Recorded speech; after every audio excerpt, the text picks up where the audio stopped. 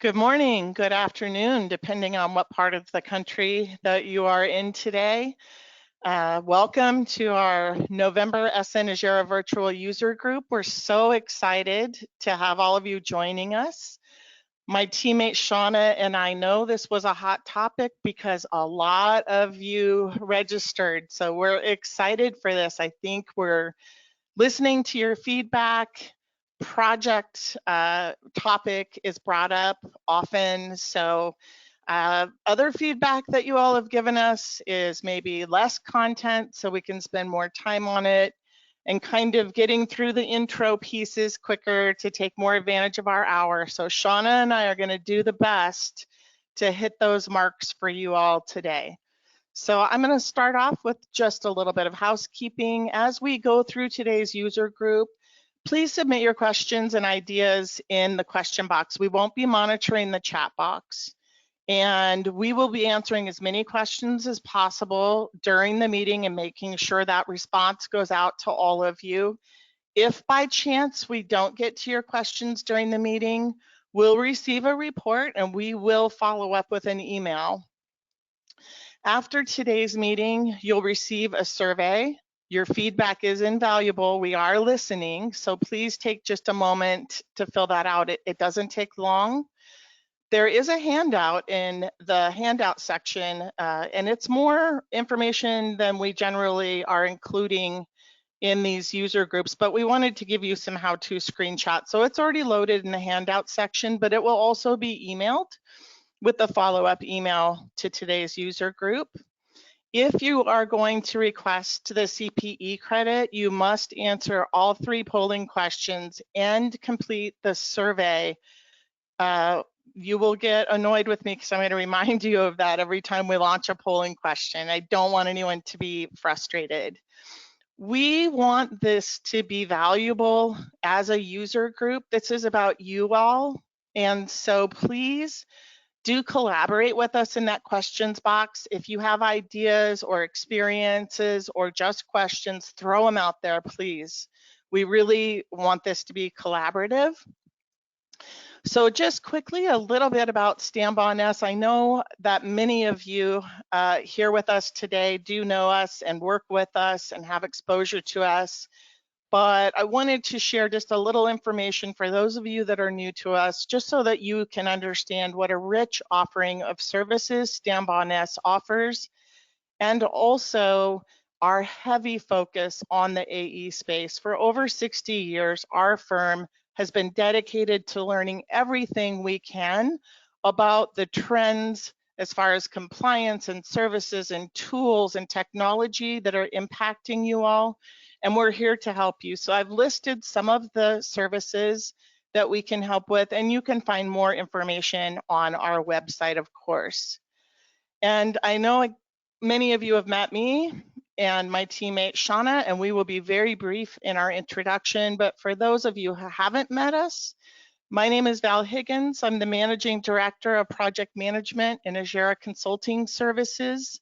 We have a really powerful team of Ajera consultants working here at StandBonS. I do want you all to know, since we're talking about project management, that is a specific passion point of mine. I have had the supreme opportunity to focus on PM training for the past 8 years with Ajera clients, both when I worked for Deltec and here at StandBonS. And I think it's also important for you all to know that Shauna and I both are project managers. So we understand the pain points and wear all those multiple hats. So this is what we love to do. I think that will come through. I also have hands-on use of Ajera. I was the controller in an MEP firm for 10 years using the Ajera product. So that boots on the ground experience hopefully will translate through to us providing really common sense advice for you. And I'm going to let Shauna introduce herself. Hi, everybody. Thank you, Val. Again, I'm Shauna Pace Powers, and I'm a senior consultant here at StandBonS. Really excited to be with you today. Similar experience to Val. I've spent about 20 years in the industry, implemented Ajera for my engineering firm, in 2006. So I've been in the software for the last 15 years on kind of both sides of the fence, the client side and the consulting side. And so again, bring that boots on the ground experience to you all. And I'm excited for the topic. So let's get there. All right, thanks, Shauna. Mhm. Our agenda for today, we tried to keep it pretty streamlined. Is it safe to let your PMs be hands-on in Ajera? We're going to talk about template setup, how to set up templates for maximum efficiency, critical project maintenance tasks in order to have the best project performance reporting you can. We're going to show you some PM reports that we use and give you some ideas on how to customize your PM reporting. We're going to kick off right away with our first polling question, which is, are your PMs hands-on in Ajera setting up their opportunities and projects? And just as a reminder, if you are going to request the CPE credit, we do need you to answer all 3 of these polling questions, as well as complete this survey at the end of the user group today. So you all are coming in pretty quick, but I do want to give this a few more seconds to give you all an opportunity to cast your vote. And we're at about 80%. So I'll wait until this slows down for a second or two before I close down this poll. All right, we're at about 80%. It's going up and down, so I don't know if people are withdrawing their answers. I haven't seen that before. All right, it looks like we've really kind of slowed down here. About 83% of you have voted, and so I'm going to go ahead and close down this poll. With 85% of you voting, 28% of you said yes, and 69% no. 3% of you aren't quite sure. So those are pretty telling statistics there. So for the almost 70% of you that aren't comfortable or just haven't gone to that place where your PMs are hands-on in Ajera, we kind of wanted to start off by building a case not only on our experience, but some really relevant data that impacts our industry. So I'm guessing as Deltek Ajera clients, you may get the Deltek Clarity Industry Study. We look for it, can't wait for it to come out every year. And we found some interesting statistics that we're going to cover just quickly here that kind of supports that case, why we might want to consider changing our mind and letting our PMs be hands-on in our Ajera. So you can see here the first statistic that we have highlighted. Our firms that responded to the study this year are reporting that only 62% of projects are on or under budget, which of course means we got about 40% of our projects which are not performing to budget. So we can really gain some efficiencies and improve our project performance if we get our PMs back to the business of managing projects. And the suggestion is starting at the scoping phase and continuing all the way through the life of the project, which would translate to considering using Ajera to get those PMs building their fees, starting those opportunities right within Ajera. And another thing that came out of the study is that definitely firms can benefit from clearly defined project management processes and accountability. I want to draw a little bit of attention to that word accountability because I think it has a bad reputation, but it is critical for us all to hold ourselves accountable if we want to attain those budgets and our profit goals. Some other interesting facts that we thought came out of the survey: only 6% of firms are reporting that their PMs have some type of formal training. Now, you know, in our industry, that does seem to be the more norm, that we do more internal training than external training. Architecture firms are demonstrating greater use of clearly defined PM processes compared to engineering firms. That did surprise me a little bit, but that's kudos to our architecture friends and having that in place. But only half of the firms that participated in the Delta Clarity study actually do engage with official training for their PMs. So we're going to show you some tools today and make some recommendations on how you can train your team and the tools in Ajera to get uplift. And so when we pull this all together, and this is based on our travels with our clients, right? And what we have seen and experienced. So why do we promote letting your PMs be hands-on in Ajera? And I see that we had a question of what do you mean by hands-on? What we mean is by using project templates to actually develop estimates instead of Excel, and then managing and maintaining that project in conjunction with your finance team throughout the life of the project. And we're going to get into that more as we go through today's materials. But if RPMs are hands-on Ajera, we transition accountability and ownership of that project management from the inception of the opportunity.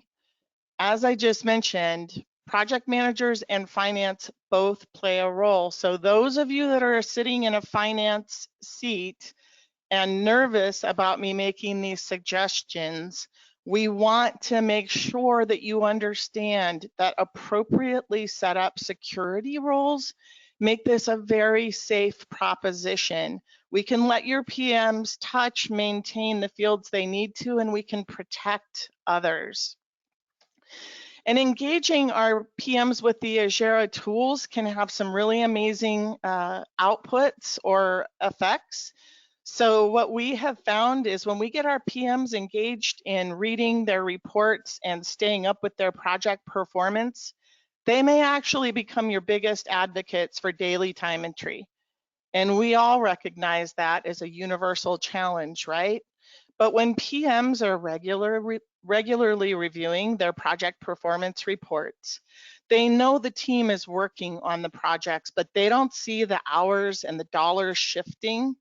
They might end up be the ones tapping your employees on the shoulder and saying, hey, get your time in the system. We have actually had that feedback from our clients who have engaged in PM training and letting their PMs be more hands-on in the system.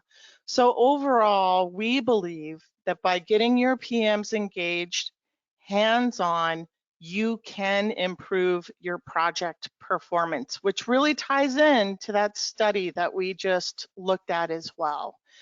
Shauna, anything you would want to add to this? You hit all the points, Val. I think this is perfect. Awesome. All right. So we're going to go ahead and go to our polling question number 2. Try and get these kind of going and out of the way as quickly as we can. So our polling question number 2, do you use templates for setting up projects in Ajera? And a reminder again that if you're going to request the CPE credit, please do answer all 3 polls and complete the survey. I don't want anyone to be frustrated or disappointed.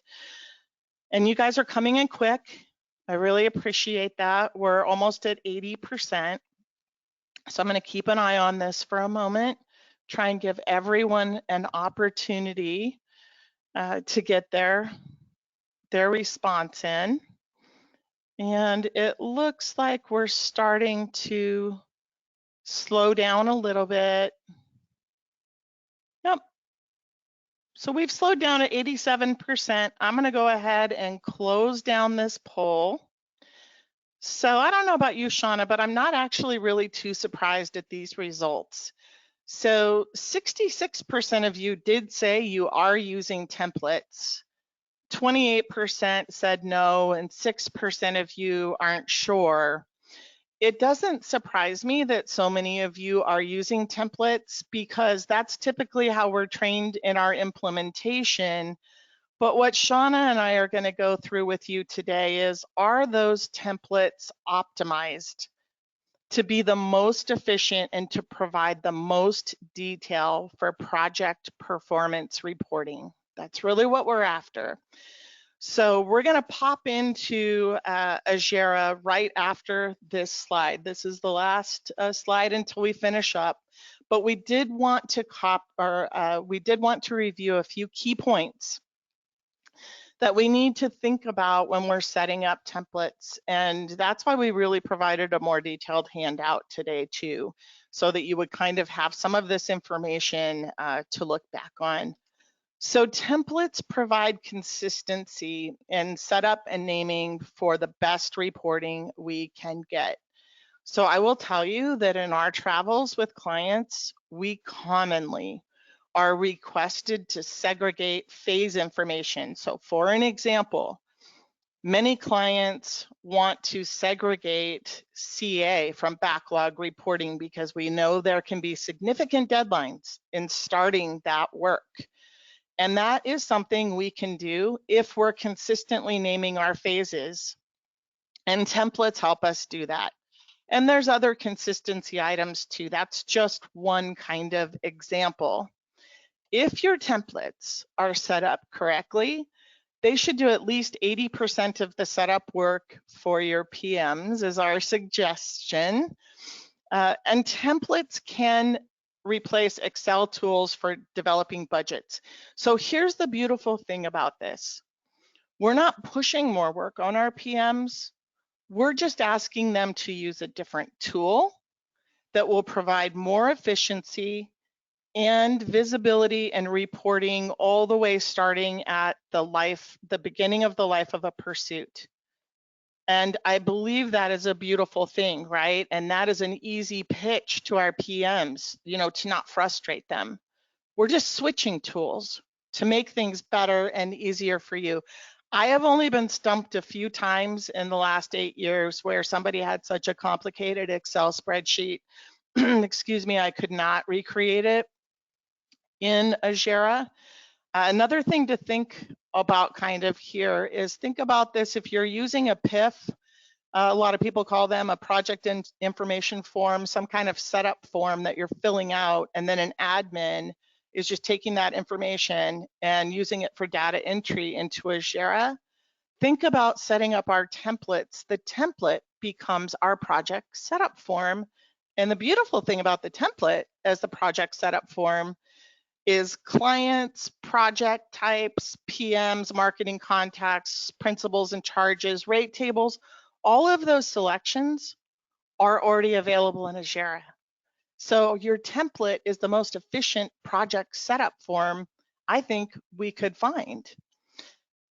As I mentioned, we could capture our BD efforts right in Ajera. No more Excel tracking of our open opportunities. Templates contain financial information that PMs don't need to be trained on.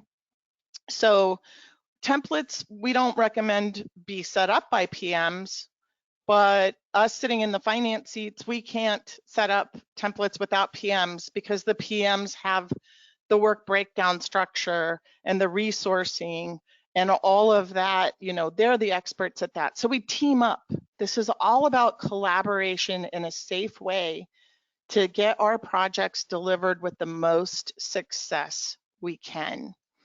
So Shauna, before I flip over to Ajera to start looking at templates, any other value or value add comments you would have here?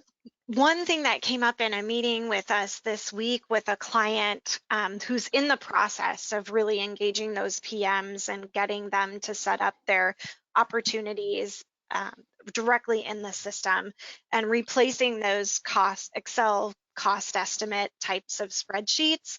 They mentioned that a couple of years back, people were just copying old cost spreadsheets, cost development spreadsheets with old billing rates.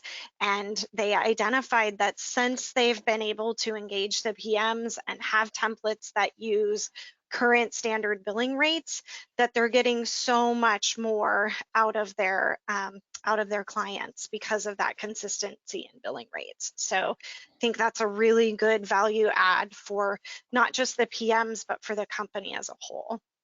Well, definitely. That's a great success story. Thank you for sharing that. So I'm just going to briefly touch on security because I'm telling you all we could spend 2 hours on security. So I did mention that this was a safe, option to let our PMs be hands-on, but we have the ability to protect information that they may not understand or that is really owned by the accounting or finance team. So when we look at security roles, the project area is the most detailed security area in Ajera.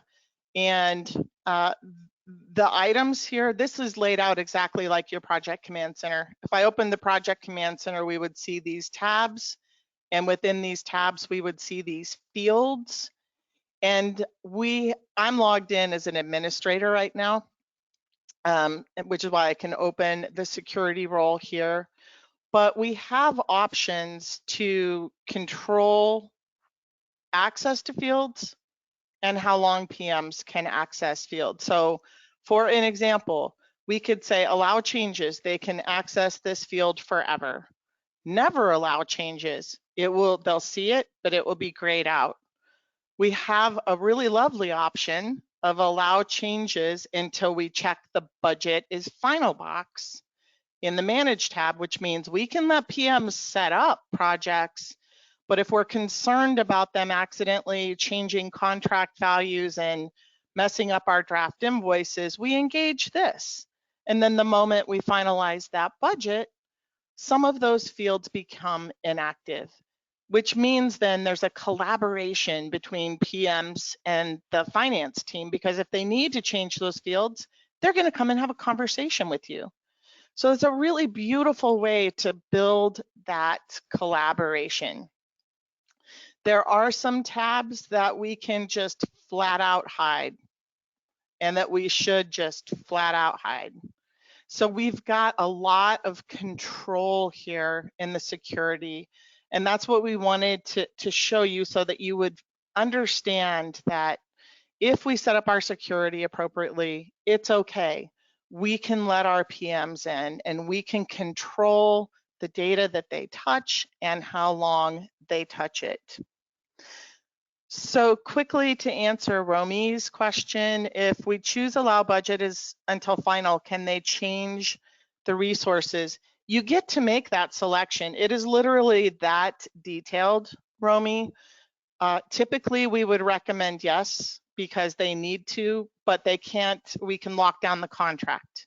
So they can't accidentally change the contract. So, but you get to decide. Honestly, it's literally every single field out here, you get to make that choice.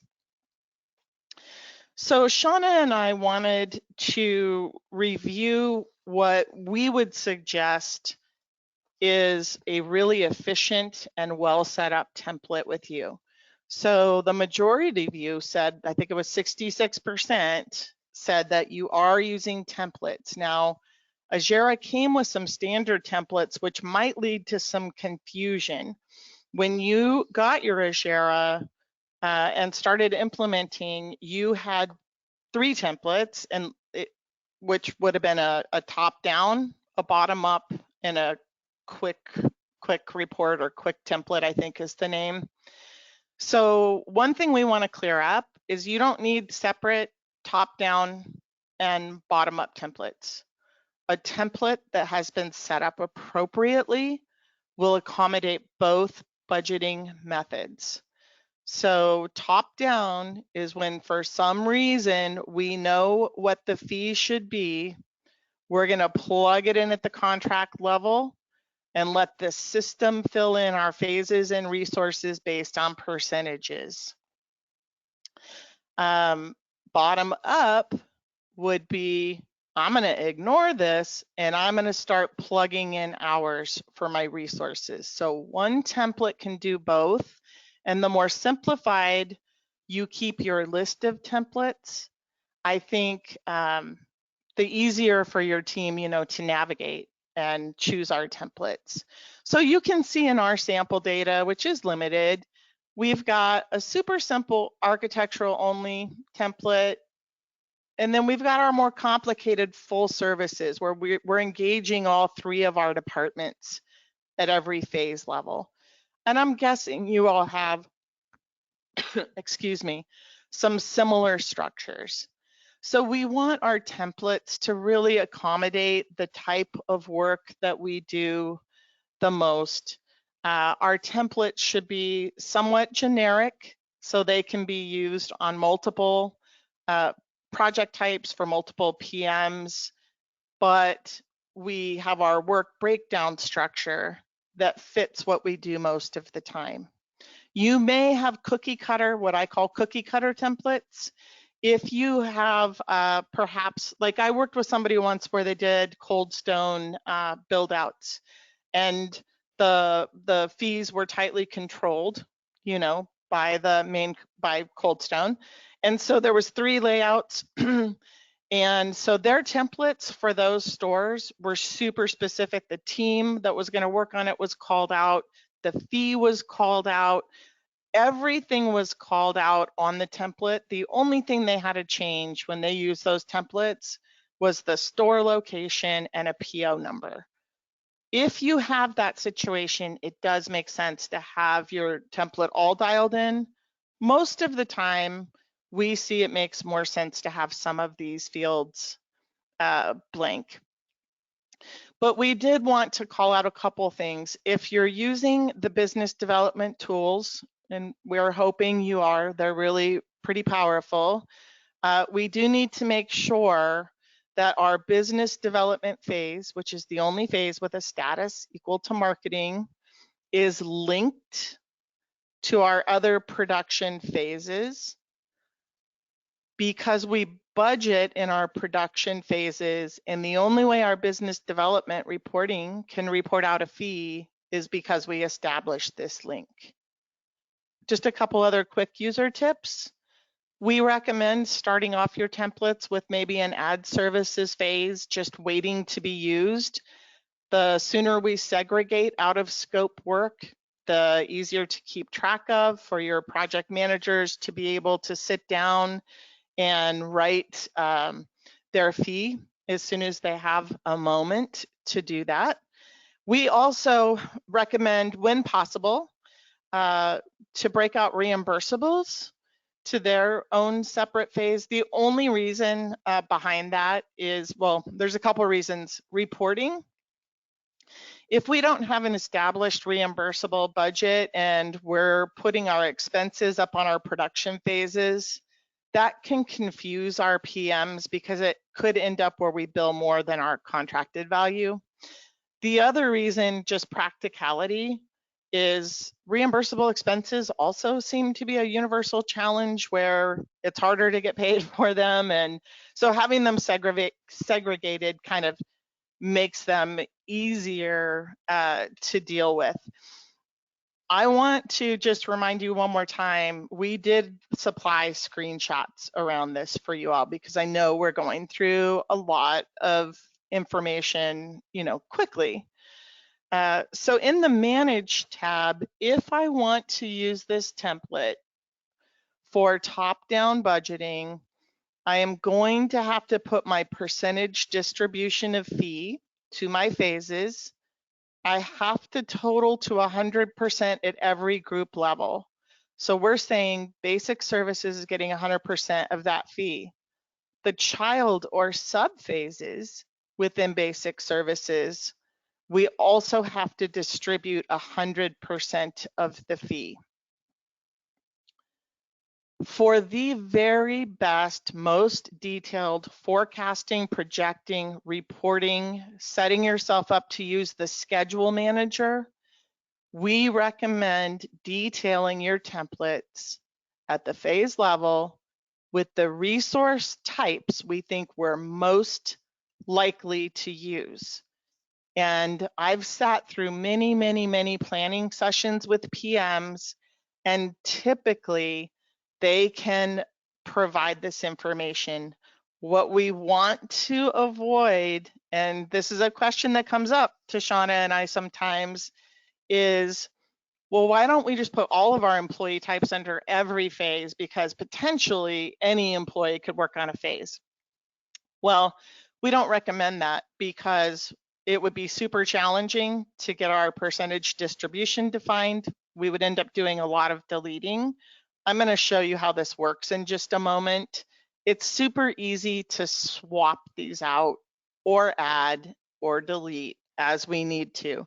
So as with many, many things that we train on, keeping it simple is going to be the best first start that we could have.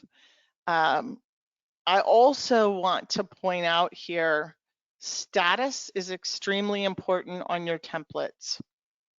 This is a perfect status setup for our business development opportunity, projects, and tracking. So because the status of the project is preliminary, it will appear on a list for people to be able to enter time while we're tracking that pursuit. So now we get to capture all of our time and expense for chasing that opportunity. But only this marketing phase is going to be available for that time and expense entry. And behind the scenes, because this has a status of marketing, this is going to trigger some special things. It won't calculate a billable rate because marketing time is not, considered billable, but it will capture our costs. So when we look at project profit, we can include those costs. And then also on your financial statements, the wages for time that are applied to that business development phase are going to be categorized to your marketing wage account. If everything is set up appropriately and we have FAR requirements, that would go to your allowable marketing because this is for project specific efforts. The reason we have all of the production phases on hold is to A, keep them off of the time entry list until we win the work, but B, this particular setup will keep from creating a draft invoice. If we made these work hold, it would create a draft invoice. And you don't want draft invoices for your preliminary opportunity or proposal projects, right? So this is really important. You have a screenshot where we do explain all of that as well. Shauna, anything to add about the template that I forgot that we think we need to really call out? There was one question about segregating consultant expenses from our other phases to kind of keep that and not linking that back to the business development phase to kind of keep it out of pipeline projections. I'm not sure what your recommendation is on that.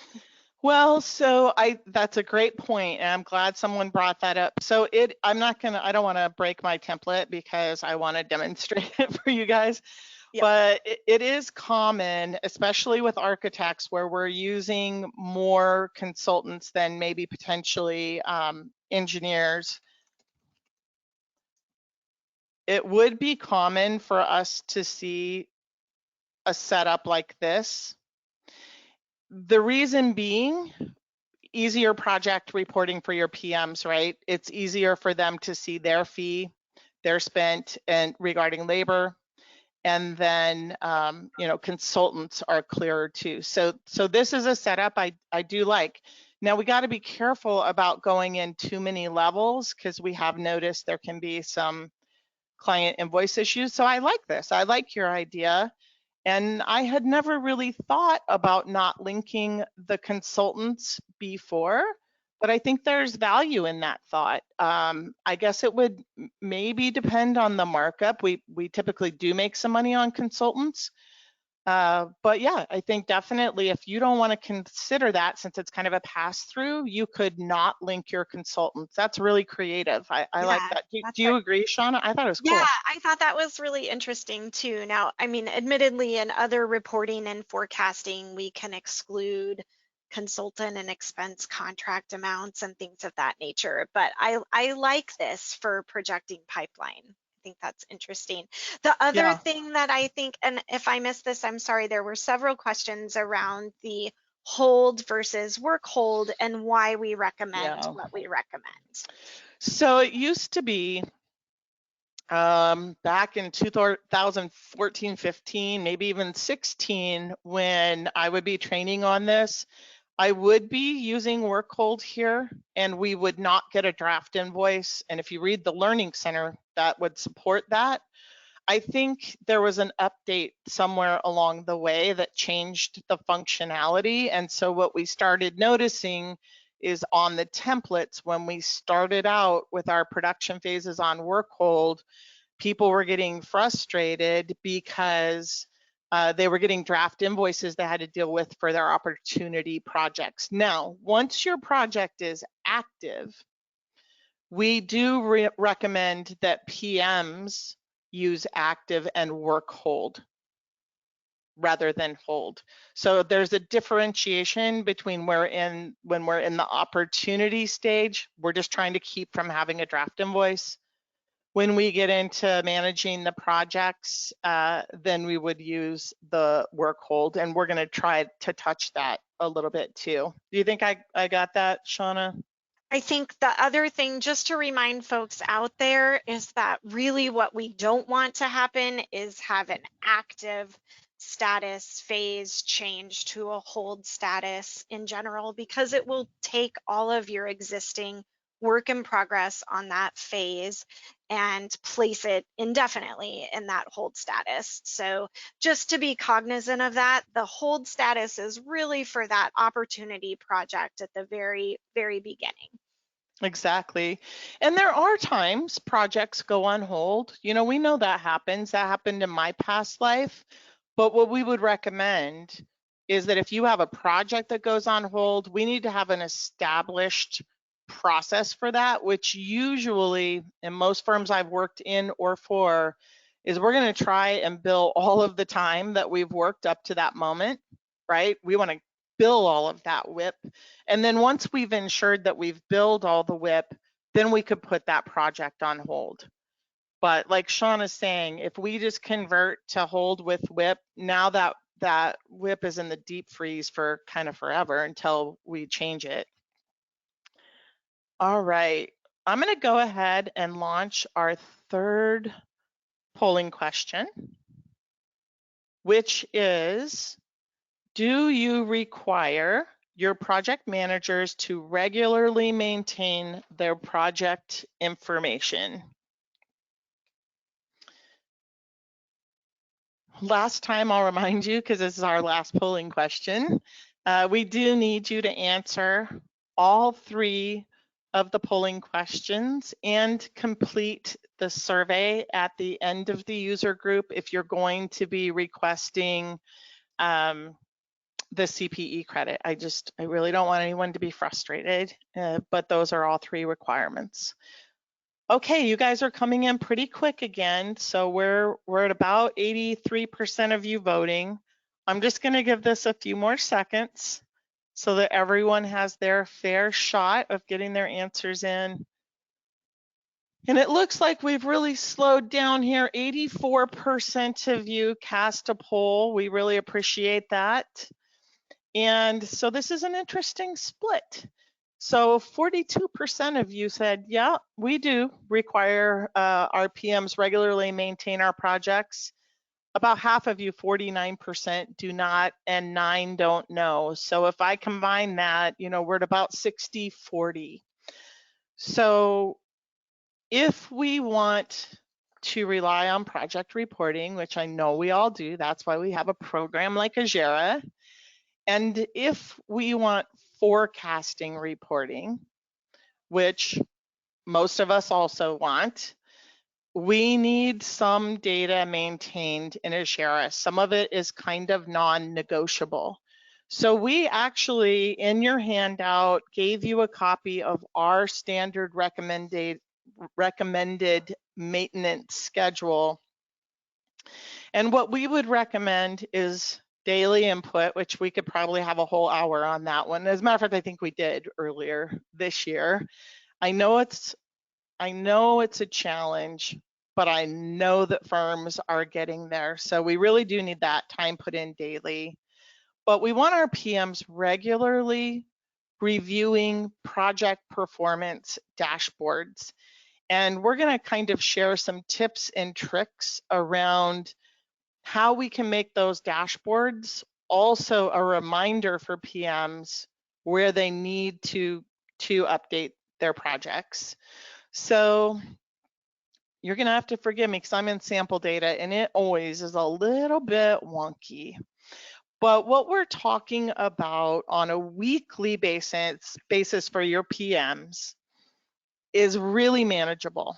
So we're suggesting that if we're 100% complete with these phases, our PM should be putting them on work hold.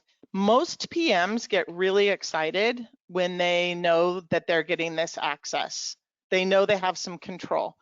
Why do we recommend this? Because the moment that this project is saved, if we pulled this up in a timesheet list, these 4 production phases would not be available for time entry. So your project managers can control where that time goes. So for those of you that are challenged with a lot of time transfers at billing, think how lovely it would be if people were shutting down phases when they were done. Because I'm guessing some of you have that 1 or 2 people on your staff who, no matter where we're at in the project, they're putting their time on CDs, right? And then we have all these billing transfers. So dates is the next thing. Now, we're deeply engaged with some clients on PM training, and there's one where I meet with them regularly for QA time with their project managers. They're really doing a great job on getting their data caught up and getting their PMs in tune with maintenance. But they asked me, Val, out of all of these maintenance items that you have listed, what would you say is the number one important thing? Because we're really going to coach our PMs on that first. Let's get success with that, move on to other things.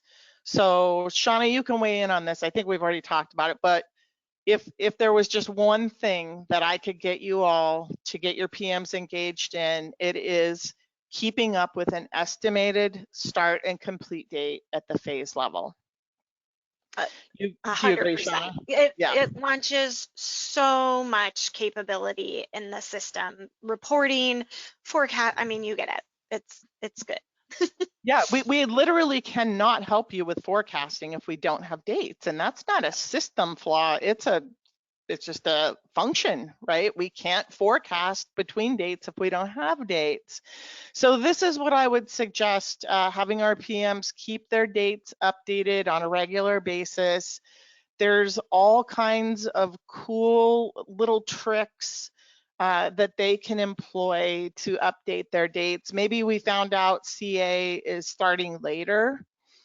You see I'm hovering here over this date, and you could do this at the project level, any kind of groups of phase level, or a single phase like this.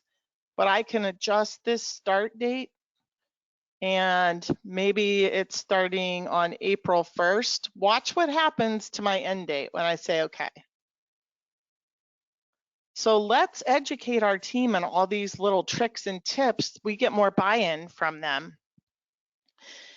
And budgets, budgets don't change every week, we hope, but we get ad services. And so what we're suggesting is that if there has been some kind of scope change, additional services, change to budgets, it does not go past Friday before the PM has updated. They may need your help, because if you are engaging this final budget button, watch what happens to my contract column. So now my PM can add their additional services phase, They could use their resources to budget it out, but they can't accidentally change our contract or impact our draft invoice. And that ties back to that security and how this is a safe proposition. So now we're going to look at the reports for the rest of this maintenance, because I think where we have found a lot of success, we've been doing a lot of PM training this year in particular, and where we have changed up some tools and found a lot of success is, like I mentioned before, if we can build some KPIs, key performance indicators, some colors and some reminders into your project performance dashboards, they can really help your PMs keep up with their maintenance. And that's another way that we can really get buy-in and engagement. Yes, we're asking you to do maintenance, but look at these great tools we're giving you and the output you're getting from that. And by the way, we're trying to make it as user-friendly as possible to help you identify where those updates are needed. So one of the tools that we really promote is the reported percent complete. I'm sure that some of you have heard of earned value analysis.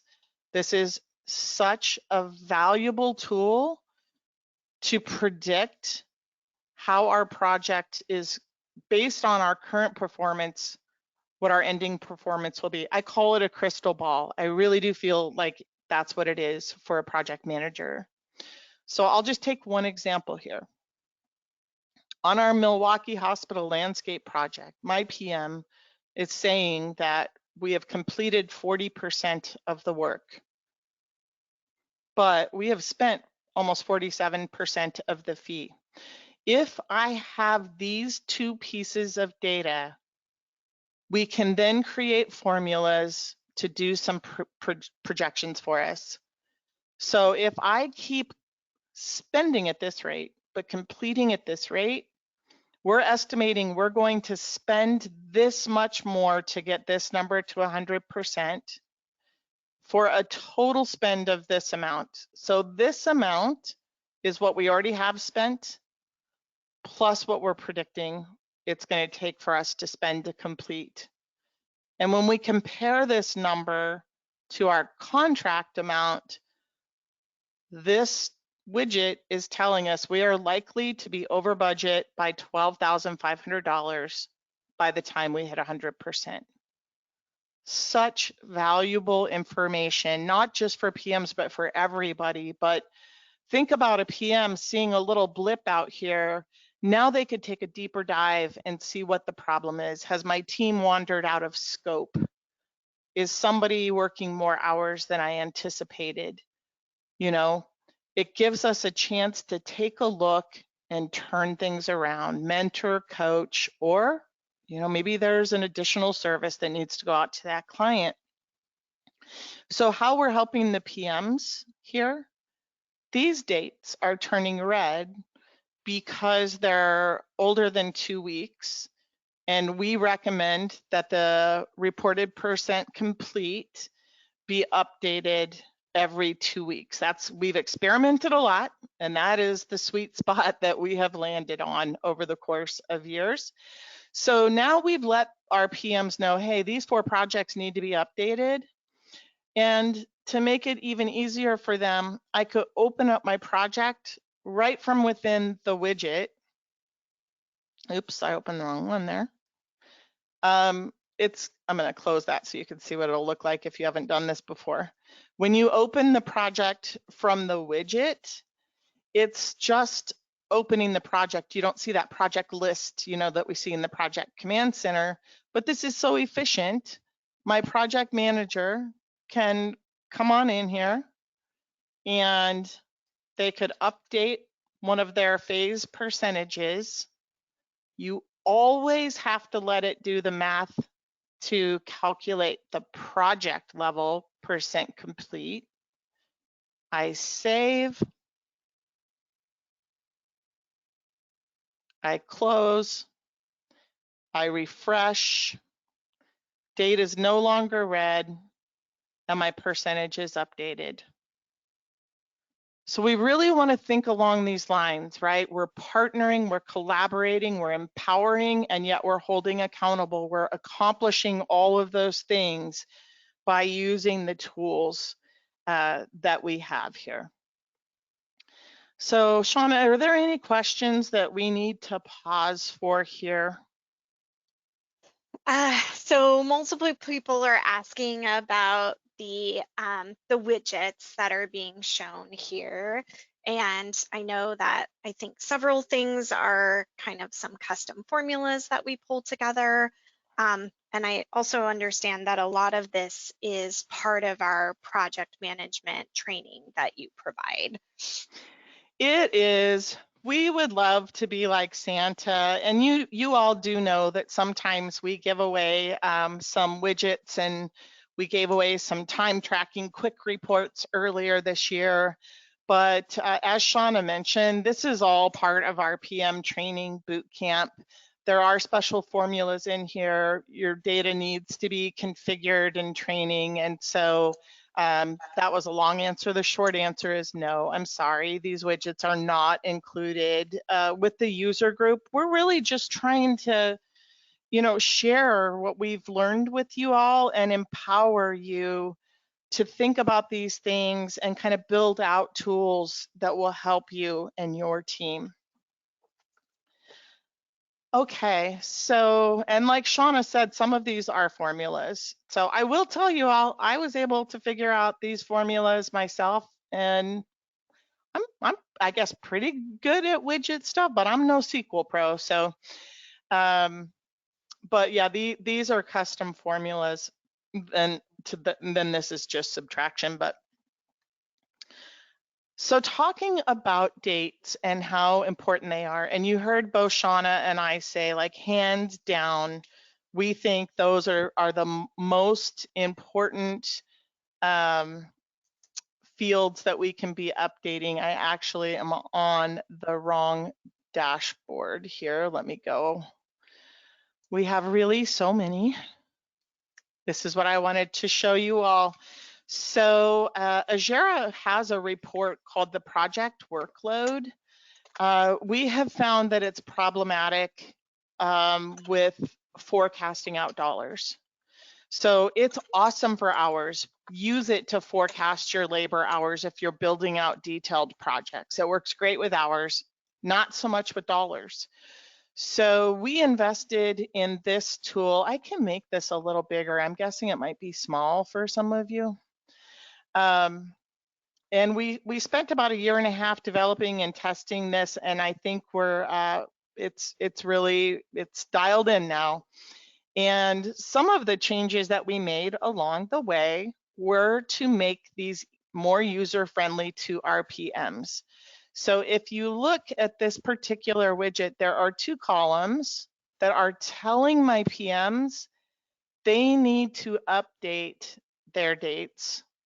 They either have missing or backwards dates. Weirdly enough, we can put in an estimated start date that is later than our estimated end date. So this is saying either you don't have dates or you got wonky dates. And this column is telling us our dates are old and the system can no longer forecast. So for example, if we look at BART station here, you can see our project manager didn't put any dates. So the system is unable to forecast out the build remaining here. By the way, we designed this on labor only because that's the request we get from most clients. But if you look here, for example, at our Oregon food bake expansion, you can see that most of our dollars are forecasting. The reason we're getting these really nice, varied, and more accurate numbers is because we are driving this at the phase level, but it's also looking at the dates. So that's why we have a different amount here than these 2 months because of the start and the end dates. And again, it's telling us we have missing dates. So once those dates get updated, can you imagine how powerful this is to be able to look at your backlog? Here's my total amount.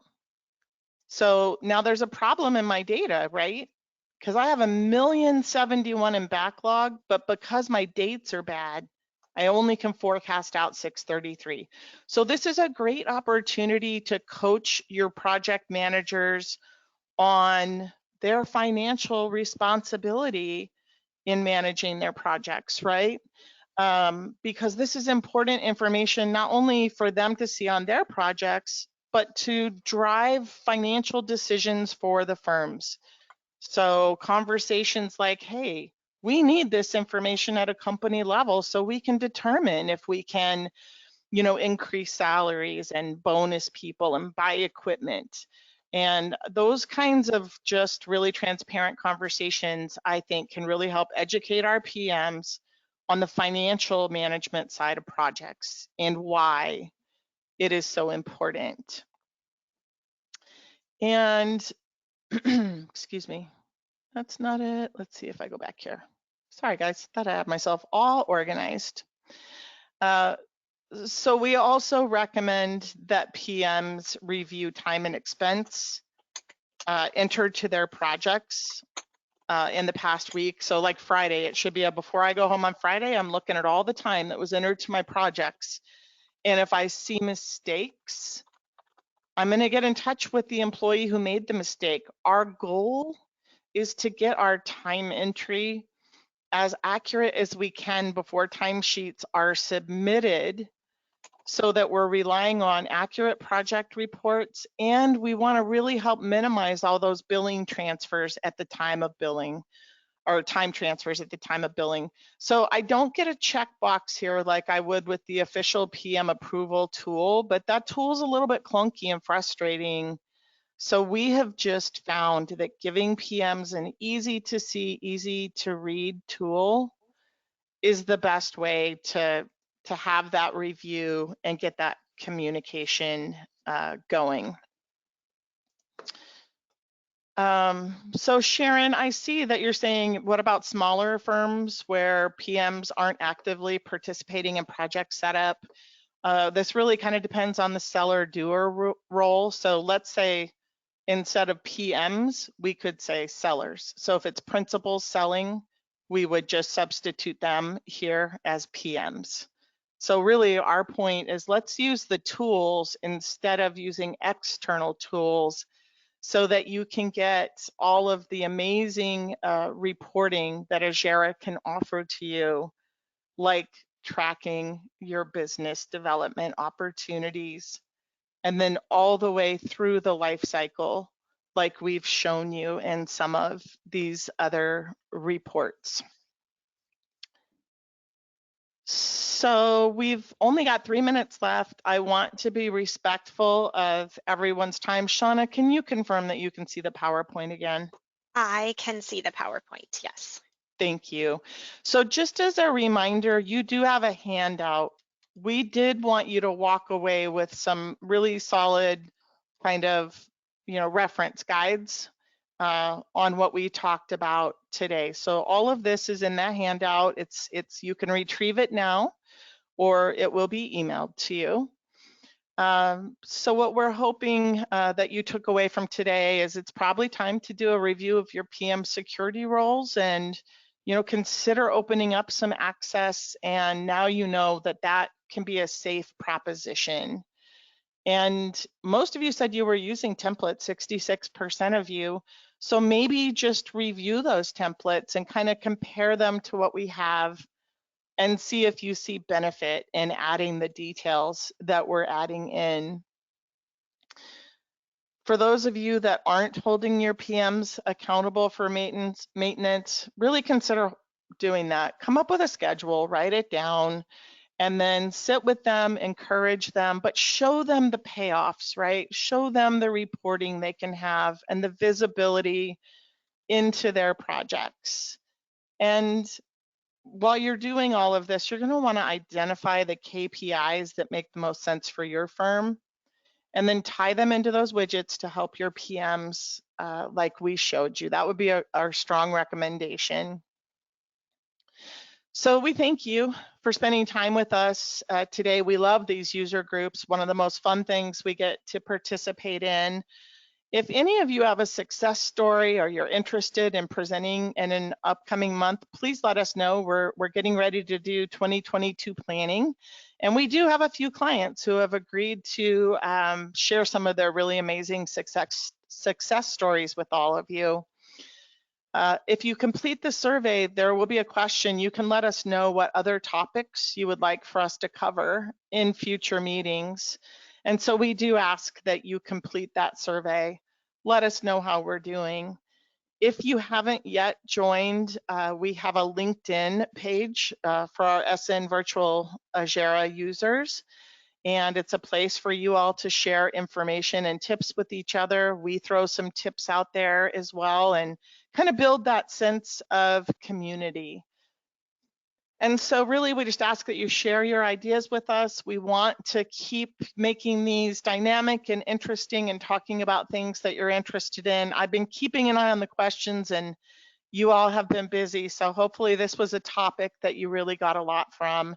And Shauna and I just really appreciate you taking an hour out of your day to spend with us. Thank you so much.